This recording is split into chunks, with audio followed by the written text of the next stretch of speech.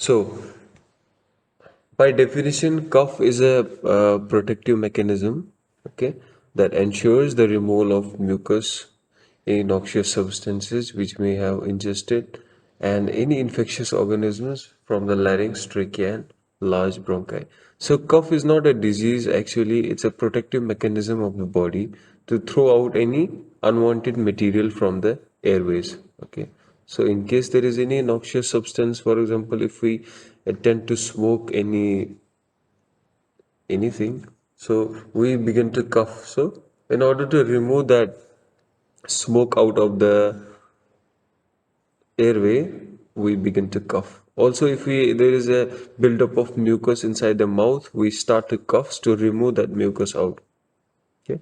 So cough is an explosive expiration that provides a normal protective mechanism for clearing the tracheobronchial tree of secretions and foreign materials. In simple meanings, it means that it clears the airway, our lungs and the trachea of any secretions or any foreign materials that can obstruct or that can block our breathing. So cough, it's an protective mechanism the body does when there is any obstruction or there is any blockage by any foreign material or any secretions or any infection. So it starts to clear it out, throw it out of the mouth. Now the cough reflex, just for your information, okay, you don't need to remember all of this for the exam. Just for your information, our cough, it begins with three phases. So in first phase, we try to inspire, the person takes breath inside. I'll show you. In the first thing you inspire, you take breath inside. Okay. Then see, this is our, let's say this is our mouth. Okay, we take breath or from our nose, we take from here. Then it goes down and there is our trachea. Okay. This is our trachea. So there is an opening here, V-shape opening like this. If you know a little bit about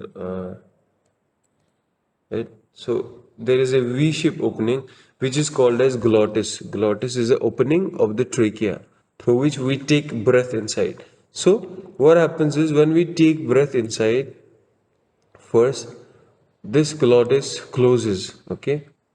So this glottis, it closes, so the breath goes inside, there is inspiration, the lungs are filled up with air. Okay. After that, there is compression. The glottis, you can see this valve here, right here. This is our glottis. The arrows are pointed there. So this glottis, it starts to close, okay, after we take the breath inside. So there is a buildup of pressure inside, okay. There is compression inside the lungs. So after some time, this is our diaphragm, okay. So this muscle, it helps us with breathing. So what it does is it pushes the lungs further upwards. Our muscles, these are called as intercostal muscles, or our ribs, they begin to contract and they begin to push this air out of the glottis. But you know, glottis is already closed, okay, when we take inspiration. So the pressure is built up against the closed glottis.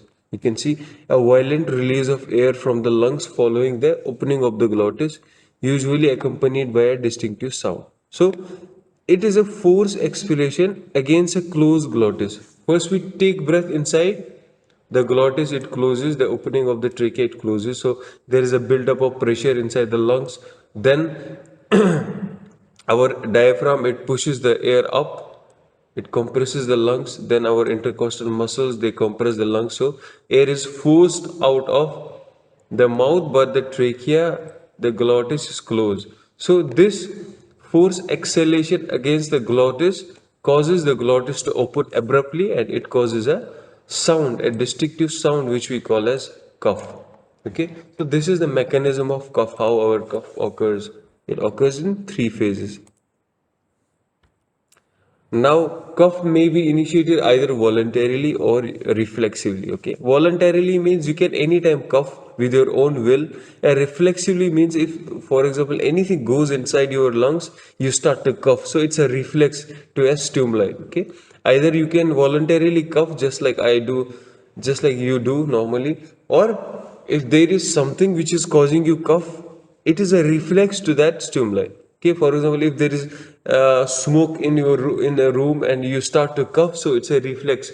It's a reflex. So the smoke acted as a stimuli which initiated your cough. So either voluntarily or reflexively. Then the cough starts with a deep inspiration. First, we inspire, take the breath in, then the glottis, the opening of the trachea, it closes. Then there is relaxation of the diaphragm and muscle contraction against a closed glottis. So there is forceful air pushing towards the glottis, so it opens quickly, abruptly, and there is a distinctive sound which occurs, which we call as cough. Let me add with these first.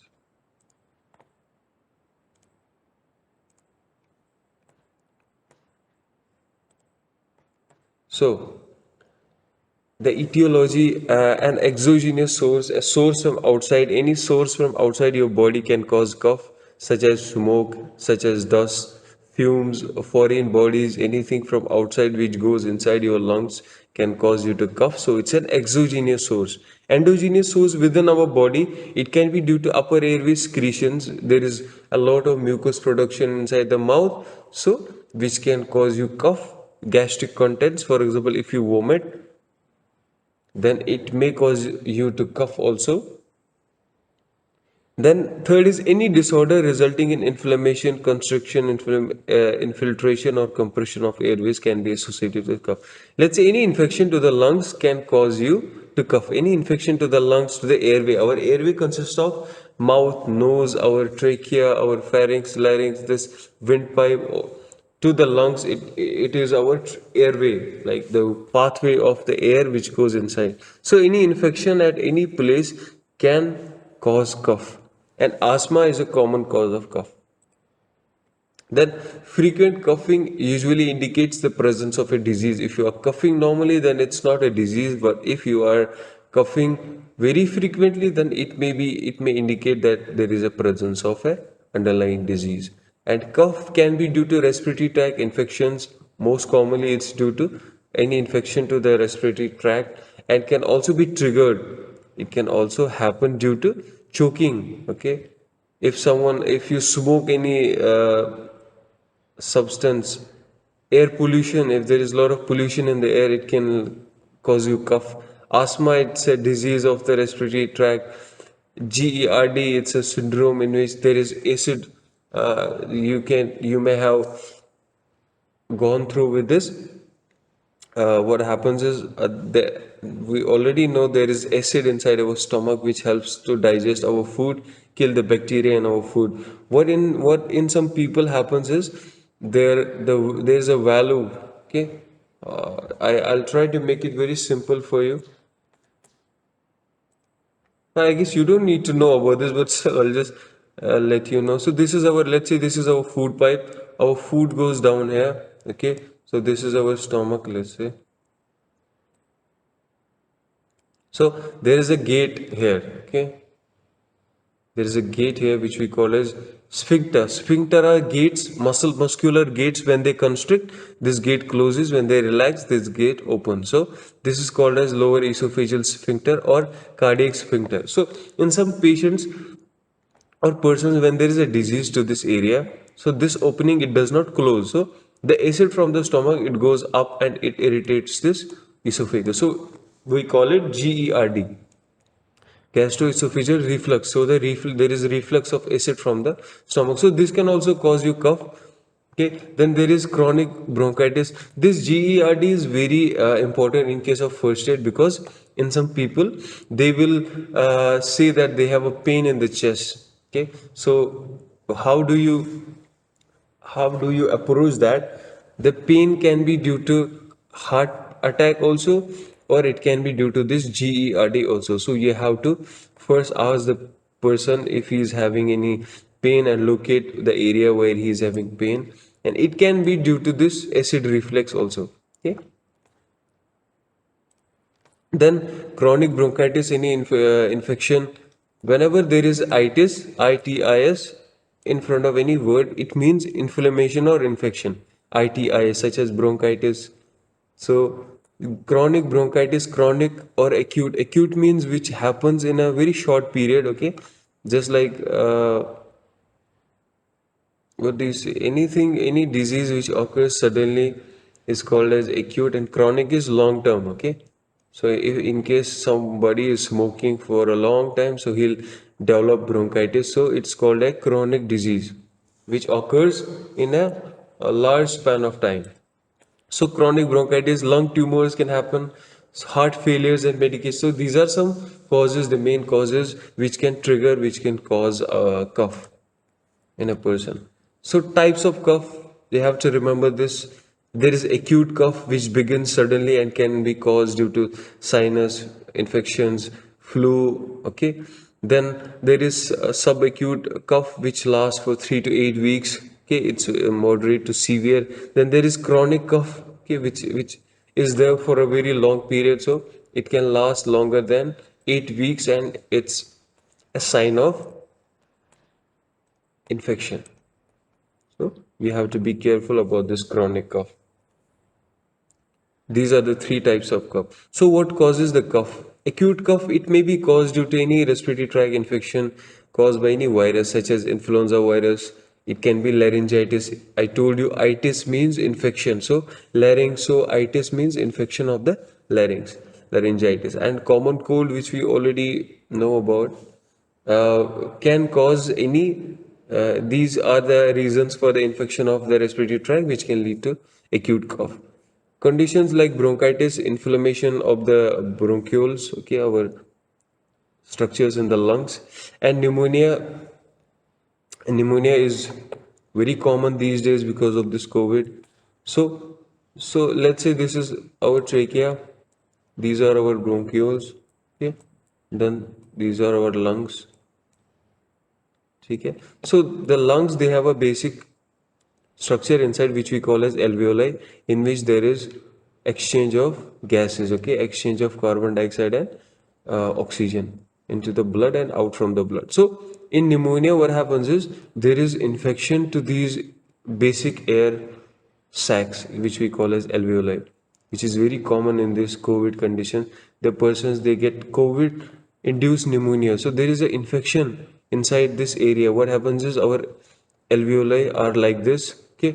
There is air exchange, there are blood vessels from the outside, so there is exchange here. So what happens is, if when there is infection, there is buildup of materials inside this alveoli, so it does not function properly, which we call as pneumonia.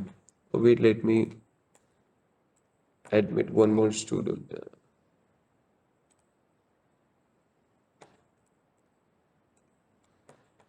Okay.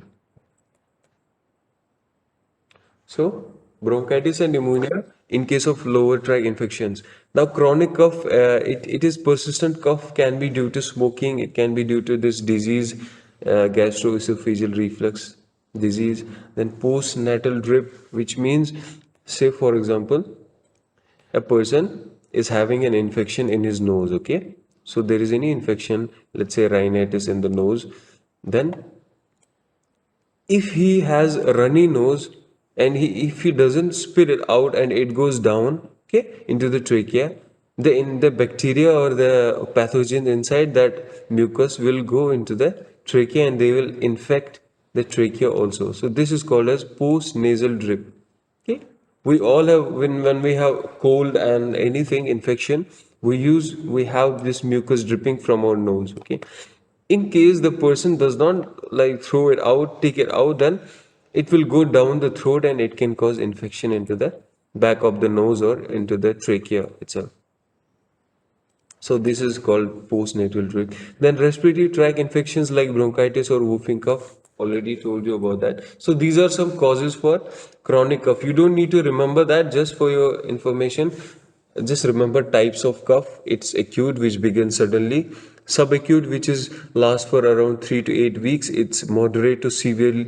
But chronic cough, it can be severe. Okay, it's because of a long-term infection mainly. Now, what are the diagnoses? How do you? Just a second.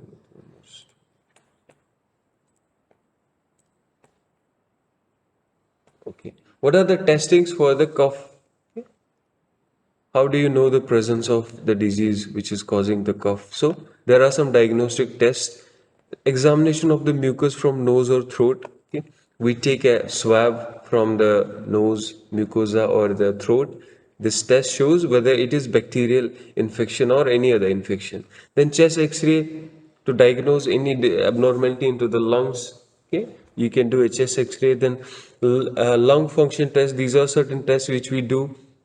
Okay. These tests measure how much air one breathes in and out, how fast one can breathe air in and out. Then lung function tests also help diagnose asthma and other conditions. So just remember the names, okay? Then there is bronchoscope and rhinoscope. So bronchoscope, by the name only, it means it is a scope. It is a long like this tube, and it has a camera on the end which we insert inside our through the mouth or the nose into the bronchioles, or if we insert it through the nose, then it's called as rhinoscopy. Rhino is another term or a medical name for nose, okay? And bronchoscope is our use for visualization of the bronchiole. So it is a long tube like this, you can see, and then at the tip it has a camera, and it's inserted through the mouth into the bronchioles, or it is inserted through the nose, in which we call it bronchoscopy. So these are some diagnostic or some tests by which we know the cause of the cough or what is happening inside our airways. Just remember the names. So what is the management? Normal, if anyone gets cough, what is the first aid, or what is the thing you can do in case of a severe cough? So cough can generally be treated by treating the symptoms associated with it. Say a person is having common cold, and because of that common cold he's having cough. So you have to treat the symptoms. Decongestant congestion, you may already be familiar with congestion. It is blockage. Decongestion means to break the blockage. So decongestant medications are those medications which shrink the swollen nasal tissue and reduce mucus production. Say this is our nose, okay? If there is any infection, the structures inside the nose, they start to swell up, okay?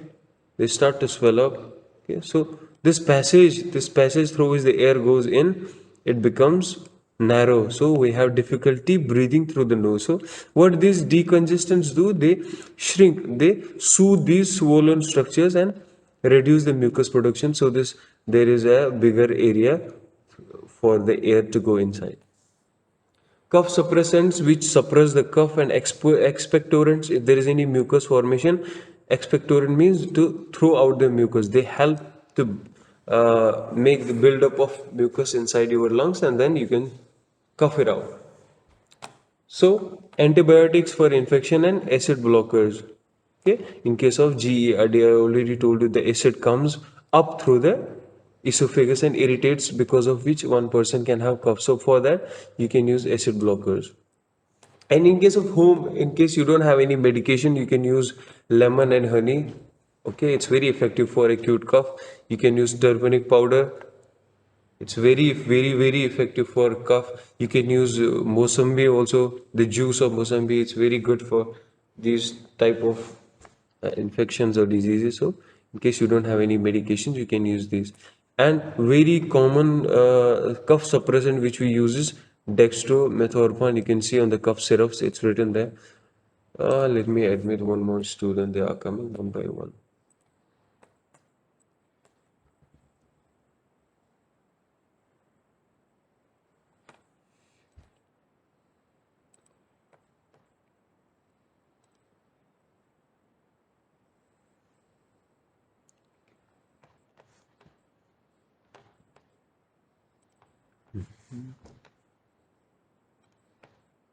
Okay. Okay, so these are some measures which you can do at home only if you don't have any medications. You can swallow some honey which will soothe the airway. You can sip a hot drink, clear irritants from your home. If there is any perfumes or any air fresheners in your room which can irritate you further, you can don't just don't spray any perfumes near you.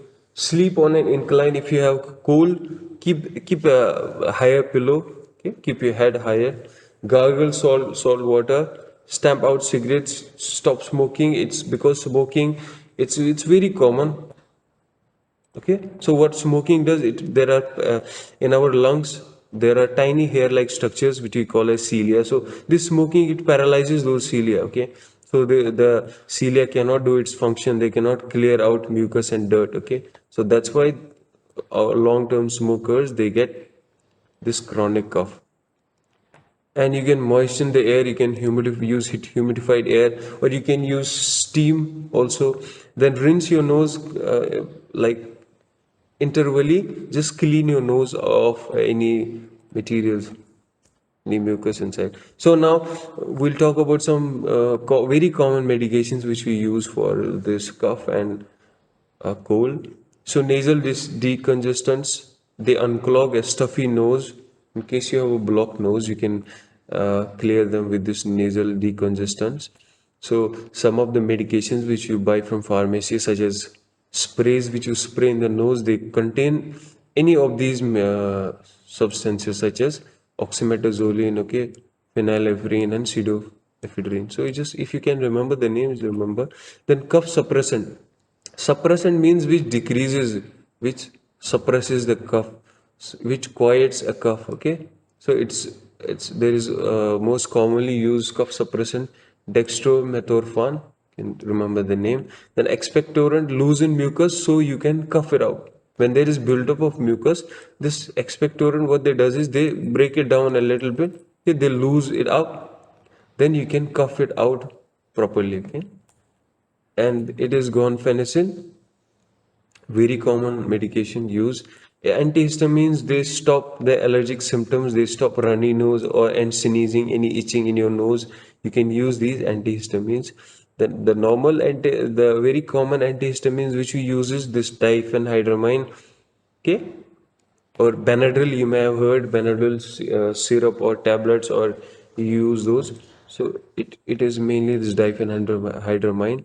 Chlorpheniramine, if you took cold medicine such as Sinarus, CCF or anything, you will find this chlorpheniramine there. So it is basically an antihistamine which stops these symptoms such as runny nose, sneezing, itching, or any inflammation of the nose, along with a decongestant. If we combine this diphenhydramine with a decongestant, okay, these two medications, so it is a medication of choice. In most of the medication which you buy from pharmacy, they contain these two combinations: nasal decongestant with antihistamines. Then pain relievers, in case the person is having fever because of any infection, headache or minor aches and pains, you can use pain relievers. You can use acetaminophen, ibuprofen or paracetamol, very common use painkiller. So these are some medications which you can have for the treatment of this common cough and cold. Okay.